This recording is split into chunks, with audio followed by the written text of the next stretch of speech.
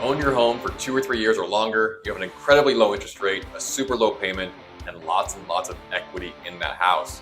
But it's not the right house for you anymore. What do you do with it?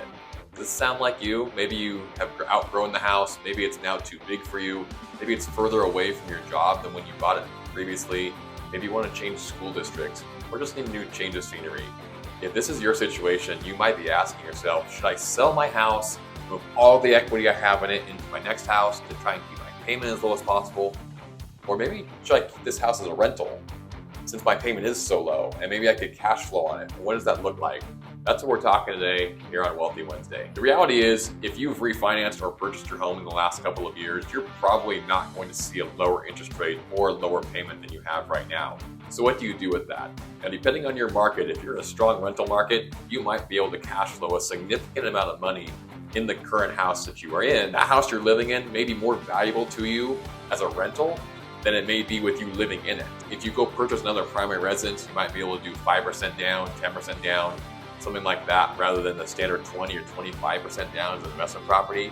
And the house you're leaving will be able to generate cash flow to help offset that higher payment on the house you're buying with less down payment. Depending on your market, you also may be getting seller concessions right now, which can help you lower your interest rate, buy out the private mortgage insurance, ultimately lower your payments, so that putting down more money for your down payment may not actually be as beneficial. Let me give you an example.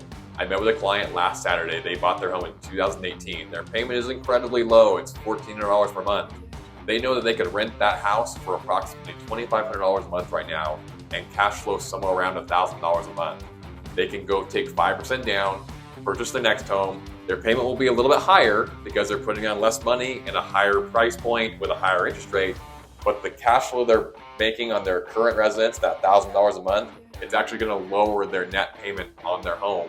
And now they have two properties working for them to build their wealth instead of just one. You're getting principal reduction on both properties. You're getting tax savings on both properties. You're getting appreciation on both properties.